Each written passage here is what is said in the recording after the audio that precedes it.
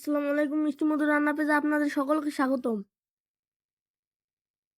আজকে আমরা রান্না করতে যাচ্ছি কালাই বড়া দিয়ে এবং বিভিন্ন সবজি দিয়ে তরকারি। প্রথমে কড়াইয়ে তেল দিয়ে নিব এবং তাতে দিয়ে দিব পেঁয়াজ এবং মরিচ। কিছুক্ষণ নেড়ে নিব। তারপর দিয়ে দিব হলুদ, ধনিয়া গুঁড়ো, আদা বাটা। এবার কিছুক্ষণ ভালো মতো নেড়ে নিব। কিছুক্ষণ পর দিয়ে দেবো কেটে রাখা সবজিগুলো। কিছুটা নেড়ে নিব। কিছুক্ষণ দমে রেখে দম তুলে নিব। এখন সবজি কিছুটা পানি ছেড়ে দিয়েছে। এখন সবজিতে দিয়ে দিব পরিমাণ মতো গরম পানি। এখন সবজিটা ভালো মতো পানিতে সমান করে আবারও কিছুক্ষণ দমে রেখে নিব। কিছুক্ষণ পর দম থেকে তুলে নিব। দিয়ে দিব ভেজে রাখা কালারের বড়ি।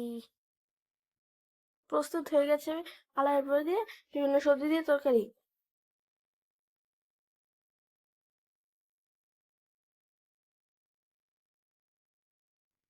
প্রস্তুত কালারের বড়া এবং বিভিন্ন সবজি দিয়ে তরকারি।